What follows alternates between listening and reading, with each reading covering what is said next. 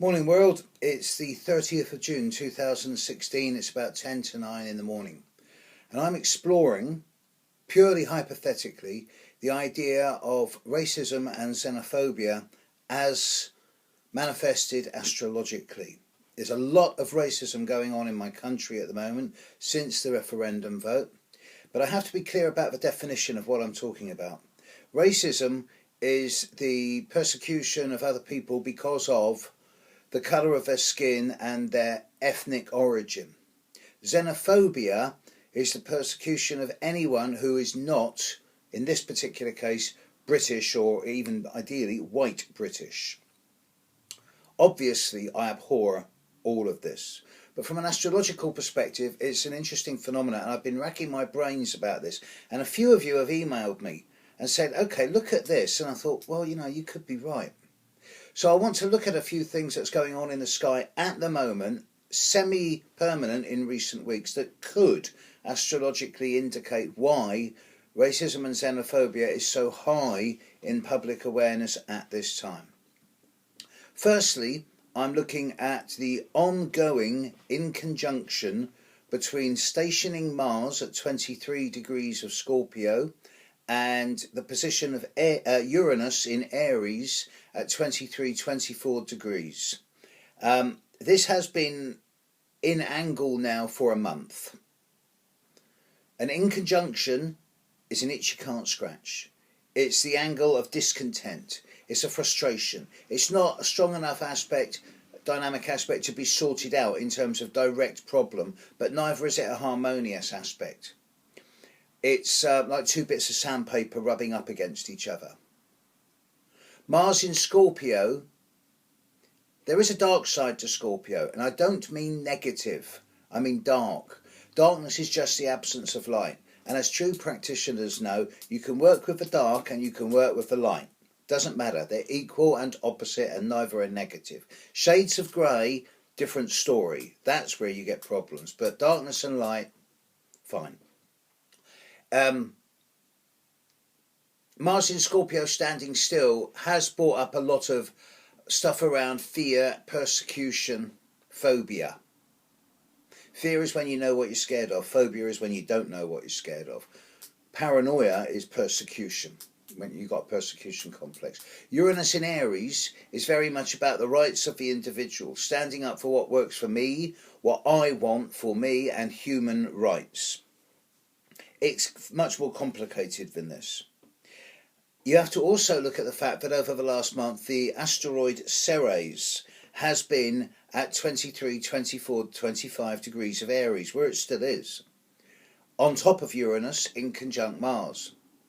Now, Ceres does have a dark side. Ceres is all about nurturing. It's the asteroid of food, it's the asteroid of the mother, it's the way you were nurtured as a child, the way you nurture yourself through food and well-being, it's the way you nurture others with hugs and cuddles and feeding other people, giving people shelter for the night, and it's the way you let other people nurture you, or not. Ceres conjunct Uranus is always about finding new ways and futuristic ways of nurturing. Ceres and Uranus in conjunct Mars is going to rebel, Ceres-Uranus, against the old fears and the dark, and it's going to bring them to the surface to be eliminated. Ceres in mythology is the Roman equivalent of the Greek Demeter. Demeter was one of the original 6 Olympians. She was one of the 3 female Olympians who were eaten by her father, Saturn, Kronos, whose father himself was Uranus, the sky god. So Ceres stroke Demeter and Uranus together is grandfather and granddaughter. In conjunct Mars, to whom Ceres is the aunt and Uranus is the great-grandfather. Ceres stroke Demeter was the mother of Persephone. And most Greek mythology will tell the story of how Pluto abducted Persephone and took her into the underworld. But recent translations of the Greek myths have suggested that actually Pluto rescued Persephone from a more domineering mother, and that in some versions of the myth, Pluto was the abandoned son of Ceres, Demeter. and not her brother. It gets complicated because Hades was her brother. Pluto is the personification of Hades. After a time in the Greek myths, Hades became the realm and Pluto became the personification of that realm. But it could be that Hades was the father and Pluto was the son. If so, that makes Pluto the nephew of, or the son of Demeter, stroke Ceres. Persephone was the daughter of Demeter. And if Pluto rescued Persephone from the mother instead of abducted her and took her into the underworld, there's definite black and white here. And there is something about the purity of Ceres and the darkness of Pluto and Scorpio, where Mars is at the moment. Add to this that at the very edge of the asteroid belt is a minor asteroid that's called Eris. And to those people who are familiar with the works of the Illuminati, Robert Anton Wilson, they will be particularly familiar with, I'm not going to mention the names because I don't want to invoke anything, but they will be particularly familiar with the principle of Discordianism. All hail Eris, all hail Discordia, and the golden apple. Eris is the troublemaker. Eris brings discord.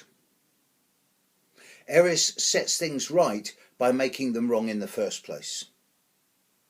Eris conjunct Ceres conjunct Uranus, in conjunct Mars in Scorpio. There's my basis for the current surge of xenophobia and racism that's endemic around the world at the moment. And I can explain it astrologically, but I can also suggest that this is transient.